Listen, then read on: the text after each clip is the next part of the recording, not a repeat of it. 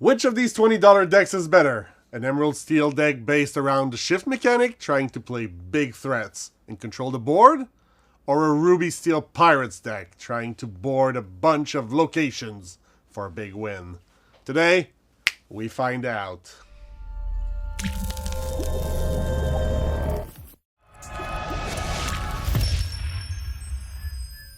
Good evening, Inspil Glimmers, and welcome to this first episode of Archazia's Island, Inkling Adventures. A series where we build $20 decks and make them compete to find which one's the best. We have quite the season for you this set with a variety of archetypes competing against each other, as we can see in the bracket right here. Each deck will compete in a best of 3 matches in this double elimination style championship. So if a deck loses its first match, it still has a chance at redemption in the loser's bracket to climb back on top and be crowned the best $20 deck of the format. Starting us tonight, Emerald Steel Shift versus Ruby Steel Pirates. Links to the deck list and deck tech videos for both decks are in the description if you want to build them yourself. Emerald Steel tries to control the board by having a lot of damage-based removal in the early game and trying to establish a bigger, stronger board to finish the game with cards like Cheshire Cat from the Shadows, Cinderella Stout-Hearted, or John Silver's Turn Captain. It can clear the board with 2 copies of Grab Your Sword and protect its characters with the use of I'm Still Here. Meanwhile, Ruby Steel tries to take control of the board early through cards like Moana, Self-Taught Sailor, and Mr. Smee, Bumbling Mate, before setting up a lot of locations and using the sturdiness and high questing potential of John Silver, Greedy Treasure Seeker, to close out the game. Cards like the Most Diabolical Scheme can deal with just about any target, and if they manage to shift the John Silver's Turn Captain, the game becomes hard for them to lose. So will the Emerald deck shift into gear? Or will the Ruby deck maraud, embezzle, and even hijack? Let's jump right into game 1 to find out.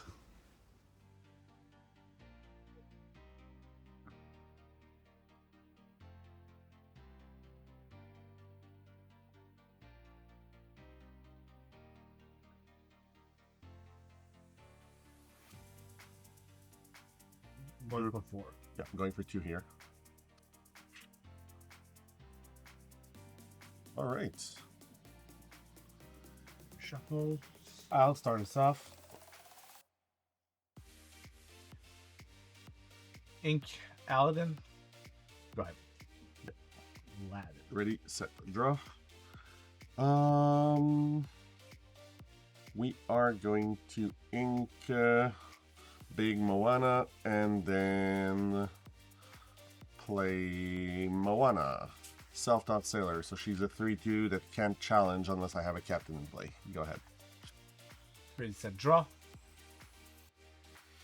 We'll ink Shark Cat, always grinning. Play the pivotal card of the deck. Morph Space Goo. Pass the turn. So more special because you can shift any character onto him, right? Exactly. That's why I say the pivotal part of the deck.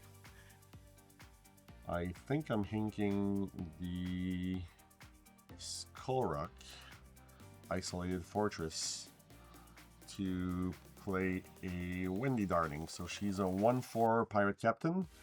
She's evasive, and when I have another pirate in play, she gets +1 attack and +1 war. Right. So Go she's now a 2/2 evasive with Quest for 2. Ready, set, draw. I will ink Robin Hood, Beloved Outlaw. I will smash you one, darling. All right. And go questing with the morph. 1. Go ahead. You got it. Ready, set, draw.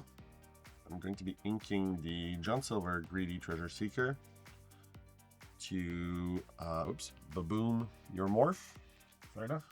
And play a Jolly Roger. So my pirates move here for free, and my characters gain rush while they're here. Okay. I'm going to move Moana to it and quest for 1 with it. Go ahead. Ready, set, draw. Ink Pegasus Cloud Racer. Yep. We'll fire the cannon, dealing 2 to your Moana, and passing the turn then. Alright. Ready, set, draw. Pay 3. And just play a John Silver. So he gets resist +1 and +1 lore for each location I have in play. And I'm going to move him to the Jolly Roger. Pass the turn. Ready, set, draw. I will ink Robin Hood Archery Contestant to play a Robin Hood Sneaky Sleuth. You got it. Go ahead. Ready, set, and draw. Here I'm going to ink a Starkey, Hook's Henchman. Play a Thieves, so during my turn, if a character banishes another character, we'll hear I gain 2 lore. And 1 ink. And a second Jolly Roger. And I'm going to go questing for 4. Go ahead. And he now has resist +3. Yep. Draw. I will ink a Robin Hood Beloved Outlaw. I will play Marval Unwavering Schemer, which will make you pick back. Choose and return a character to my hand. The only one you have? Yep. I will come challenging Jolly Roger with the Robin. For 3. Or 3. Pass the turn. Alright. Ready, set, and draw. You gotta pay 3 to replay the John Silver. I want to remove your Robin completely. That's the question. Because, I mean, I'm going to move him to Jolly Roger and make 3 to Robin. That part is Yes. absolutely certain. Doing that for free. Yep. 1 card in hand. 1 free. Then I think I'm just going to ink the John Silver, play the Wendy Darling, send her to the Jolly Roger as well, but not attack with her. Okay. Go ahead. Ready, set, draw. I'll go ahead and remove Thief. Yep.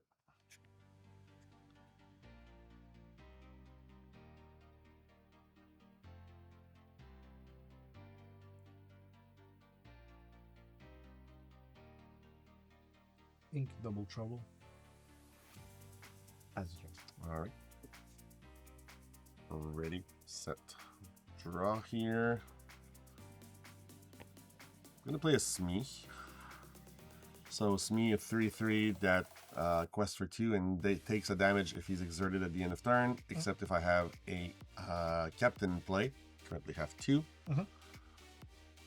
Gonna be questing for 2 here, that's for sure. Then I will be removing that Robin, taking 1 damage because I have resist +2 because of the 2 locations. And moving Smee to this Jolly Roger. And passing the turn. Ready, set, draw. I will ink Aladdin Brave Rescuer. Go ahead and play Cheshire Cat from the Shadows, which is a shift 5, irrelevant here. It's evasive to challenge that with Wendy, and also I can exert it to banish chosen damage character. Yep. Big key component of that deck. So your John Silver's now a 3/3 resist 2. That quest for 3. Okay. I think the important part here is I'll take down the Jolly Roger. Sure thing. And I will pass the turn. Alright, ready, set, draw. Oh, that's actually an interesting one. 2, 4, 6, that puts me at 13.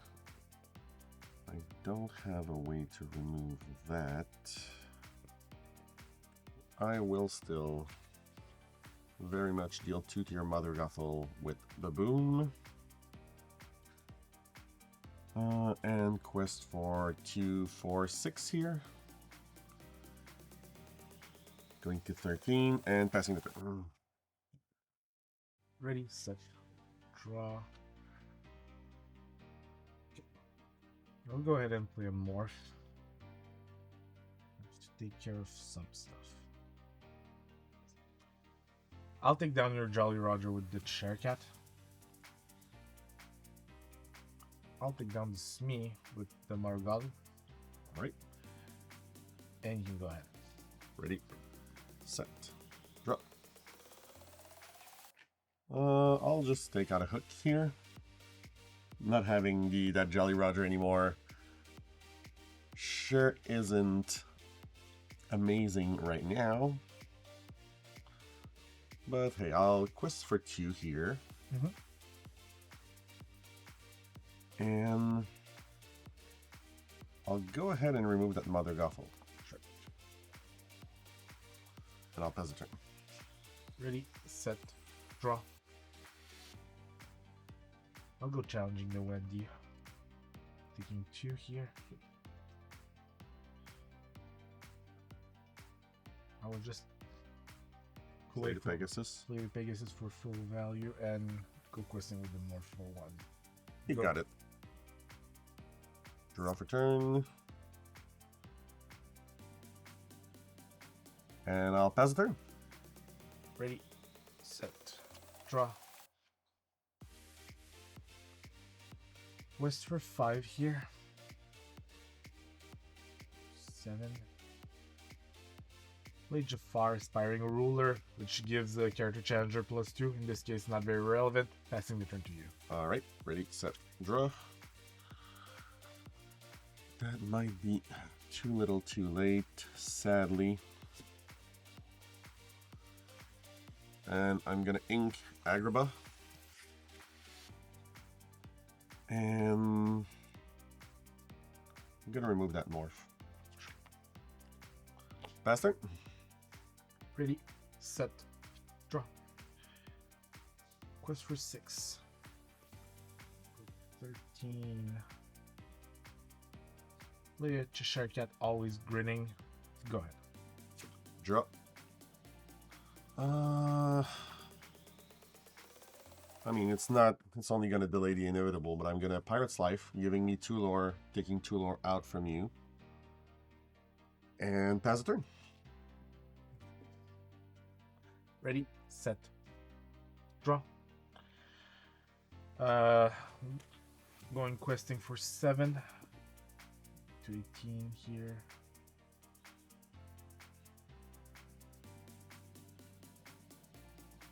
Play Robin Hood, Archer Contestant, and pass the turn. Yep.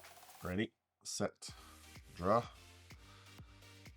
I'm going to ink Moana and play a Kakamora, but he's not going to be able to stop whatever you're doing. But whenever he quests, I can draw and discard to deal damage to chosen character or location. If it was a pirate, it would deal 3 damage instead. But in this case, you're going to quest for 20, so good job. Game 2. Yep, let's move on to game 2. Ooh, close game. For a moment, it looked like the Pirates deck was going to be able to take that John Silver all the way to victory.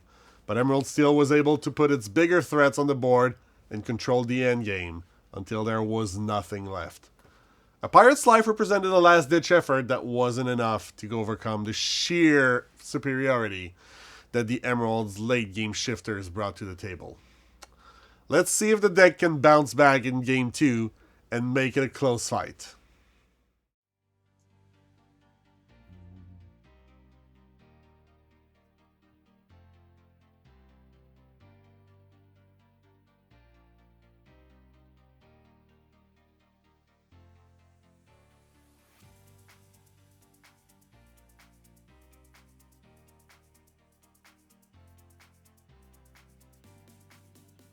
Two for me. Going for 4. You were going to be starting the next one? Yep. I'm going to be starting this one. Alright, so ready, set, draw. I'm going to ink a Moana Kakamora leader and play a Captain Hook. Pass the turn. Ready, set, draw. I am gonna ink Mother Gothel, Unwavering Schemer. Use 1 to play Fire the Cannon. on your hook, and pass the turn. All right. Reset draw. Um, here I'm gonna ink Mickey Mouse Pirate Captain to go and play out Skull Rock. So Skull Rock, isolated fortress. My character gets +1 attack while here, and at the start of my turn, if there's a pirate character here, I gain 1 lore. Go ahead. Ready, set, draw. I'm gonna ink Pegasus Hercules. Used to play Cheshire Cat. Always grinning. Pass the turn. All right. And draw. Going to ink a Pirate's Life and play out an Agrabah. So Agrabah is a location that gives 2 lore and has 5 toughness. No other effect. So go ahead. Ready, set, and draw. I'm gonna ink a Robin Hood Beloved Outlaw. 3. Using those 3 to play Jafar, Aspiring Ruler. I will give Challenger +2 to my Cheshire Cat and go challenging Agrabah. Alright, you got it. And pass the turn. Ready, set, draw. So here I'm going to ink a John Silver, play a Wendy Darling, and a Baboom on your Cheshire Cat. And pass the turn. Ready, set, draw. I'm gonna ink Morph here. Use 4 to play Chief Bogo, respected officer. That says when I play a Floodborn, you can deal 1 damage to each opposing character. I will go challenging the Skull Rock with the Jafar. You got it. And pass the turn. Ready, set, draw. For 3 here, I'm going to play a John Silver, Ship's Cook. So when he comes into play, chosen character can't challenge during the next turn. That's going to be your Jafar. And then with the remaining one, I'm going to play a Moana Self-Taught Sailor. So she can't challenge unless I have a captain in play. I have 2 right now. And I'm going to quest for 2 with my Wendy Darling. And it's going to be turn. Ready, set, draw. I am gonna ink a Jafar Dreadnought here. Use 5 to play Grab Your Sword. Oof. Yep. That works. So grab your sword, dealing 2 damage to every opposing character. So my Jafar cannot challenge. That's Correct. it. So I will send him questing in that case. And I'll also send my Chief Bogo questing. Alright. Pass the turn.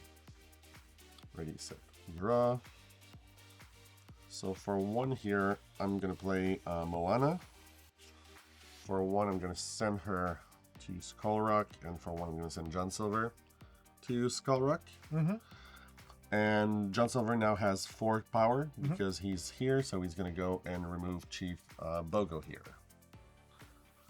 Trading with it. And it's going to be turn.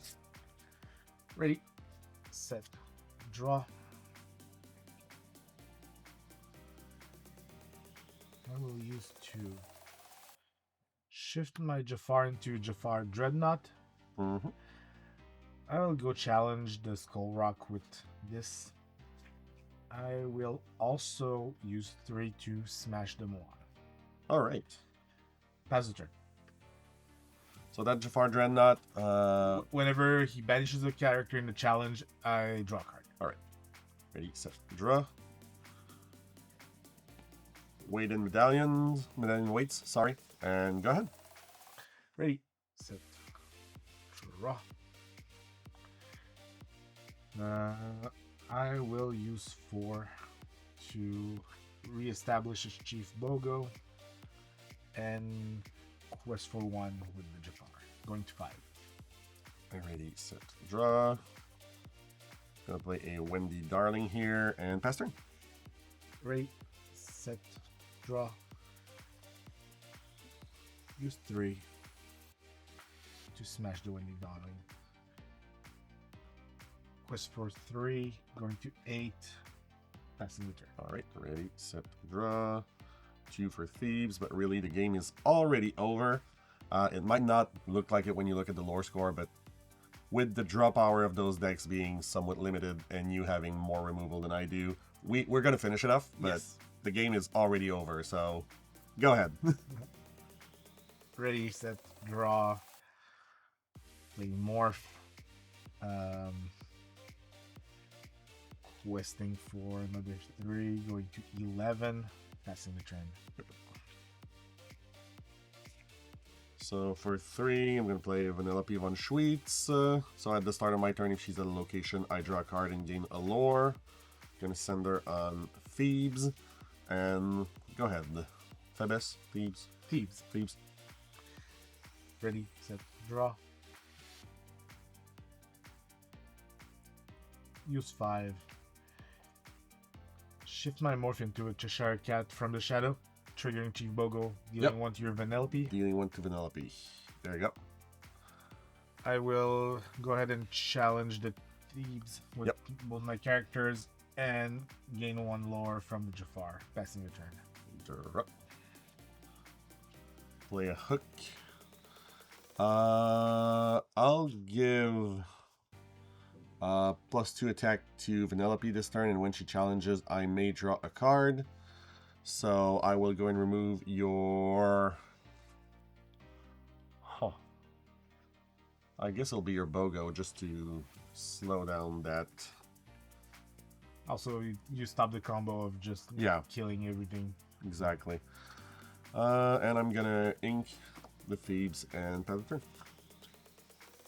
Ready, set, draw. Party cannon the hook. Just play another Jafar, starting ruler that will not give challenger to anything. Quest for 3, going to 15. Yep. With lethal on board. It's gonna be a Skull Rock, and good game. Alright. Once again, Emerald Steel's use of Fire the Cannon, Smash, and Grab Your Sword was able to stop the pirate deck right in its track long enough to deploy its big finishers and close the game out. With the second win, Emerald's Shift qualifies itself for the quarterfinals of the winner's bracket and demonstrates that while it doesn't have a lot of card draw, it can deploy threats that are hard to interact with and can log the game out fairly quickly. This isn't the end for the Pirates deck though, as they will find their way into the loser's bracket and still have a chance at redemption to climb back the ladder and maybe make their way to the top in the end. If you want more information on the decks, you can find links to the lists and the deck text in the description below, and we invite you to join us next time when Amber Amethyst Aggro tries to race off Ruby Amethyst challengers. You won't want to miss it, but until then, keep questing.